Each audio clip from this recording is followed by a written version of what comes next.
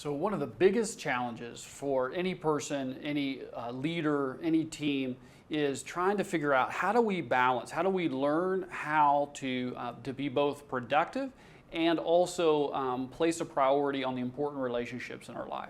This is such a big challenge, I know for many pastors, is how do we balance these two things, this idea of being productive and getting work done and at the same time valuing those relationships around us.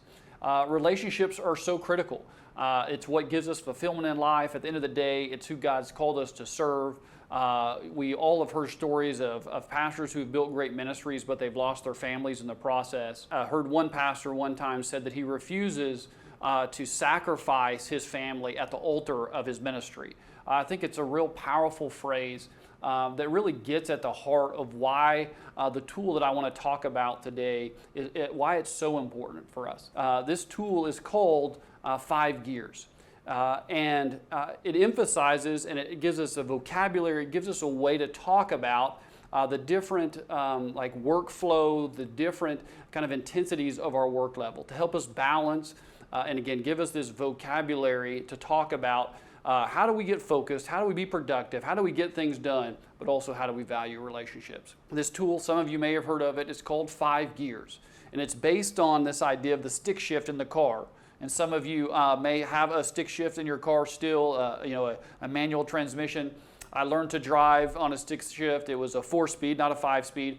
But today we're going to talk about a tool that we call 5 Gears. And the 5th gear is where we'll start. And the 5th gear is, that's the gear you're going the fastest. You're on the highway, you're screaming down the road, And so that we call it focus mode. And this is, man, you're really in the zone. You're fully focused on the immediate task at hand. You're immersed in what you're doing. That's really what 5th gear is. And so you're not probably multitasking. You're not, drinking coffee at the same time. You're not, watching TV while you're reading a book. It's nothing like that. It's very focused. That's what 5th gear is. The 4th gear is the next one down, so it's not quite as fast, but you're still getting things done. You're still moving at a good pace. And we call this task mode. So task mode is multitasking. It's managing your to-do list. So maybe you are watching TV while you're answering emails, or maybe you're working on a sermon at the same time your toddler is playing in the room and you're watching them. That could happen, right? So like you're getting things done, but it's not quite as intense, not quite as focused. And then the 3rd gear is social mode. So social mode is I would call this small talk, chit chat, socializing. This is probably where you're at the first of a meeting that you might have. The first part of the meeting, hey, how was the weather? How are you doing? How was your weekend? Like this kind of level of intensity and work and relationships. It's right there in the middle at 3rd gear. So it's not focused on any task specifically, but it's more relational, but not at a deep level. And then we move down to 2nd gear. So at this pace, we're not moving very fast, but we are still moving. This is, we call the connecting mode or connect mode. And so we're going deeper. We're bonding with someone. This is where you're really getting to know somebody. You pause maybe for a minute in the cafe and you actually ask important questions and you're trying to go deeper. So it's not just, hey, how was your weekend? But hey, how's your mom? I know that she's sick and not feeling well. Is she doing okay? Can we do anything to help? Right? It's going at a deeper level. Maybe it's asking more personal questions, or accountability, in some situations might be in this kind of 2nd gear, connect mode. The next one down is our 1st gear, right? This is the slowest. And this is we call this the recharge gear.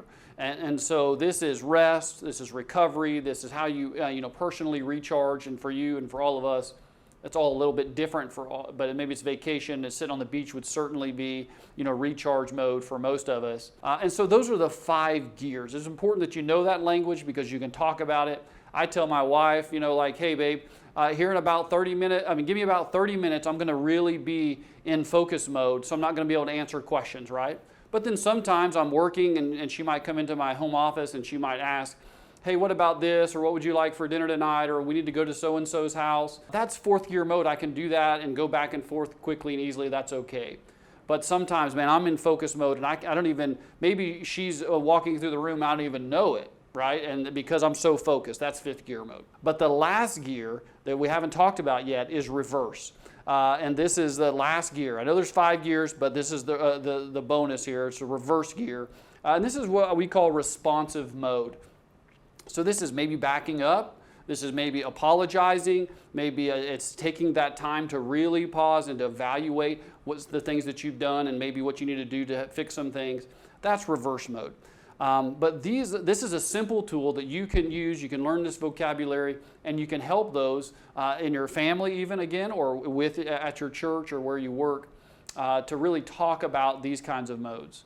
And the questions that I would ask you here to kind of help evaluate where you're at in these gears would be things like, which one do you feel like you tend to be in the most? Which one of these gears? Because if you tend to stay in gear 5, right, then I'm probably that's going to be an indicator that maybe the relationships around you are suffering. You're not very balanced. Because you can't stay in gear 5 forever, because then you get drained, you don't have enough energy, you get burned out. Maybe you get a lot done, but you don't have any friends, and you find yourself, falling asleep at your computer every night, or you find yourself eating in front of your computer. Like those are signs that you're staying in 5th gear too long. You're never coming out of that and taking the time for the relationships that are around you. Which one of these gears is easiest for you to get into? Which would you call this is your default? For some people, maybe we're just lazy and we struggle with that, and we stay in gear 1 all the time. Maybe we get into gear 2, but we never really get out of that. I see that's the case with a lot of young people. They're still struggling to find their leadership and where they're at and trying to grow, and they don't get into gear 5 ever, right? So that would be an imbalance, something that they could work on. One of the things that I do, if this is you and you struggle with that to ever get into gear 5, is just set a timer, 25 minutes. I'm going to stay focused on one task. I don't care what the temperature in the room is. I don't care what the radio is on. I don't care if the coffee is hot. I'm going to focus and get this thing done for 25 minutes. When the buzzer goes off, take a break. Go fill your coffee, like these kinds of things. So that's a way that you can kind of begin to learn about yourself by evaluating with the gears that you're in. It helps communicate to those around you to let them know what gear you're in. And it helps you to assess of, hey, how balanced are you? How are you figuring this out? Is your pace sustainable? Can you keep this up long term? But these things are important to understand, because this is what causes your life to be in order or to be out of balance. And I think tools like this can really help us to learn about ourselves, but also have the vocabulary to have dialogue with those around us in those important relationships and find that balance. I hope this tool was helpful to you, and God bless.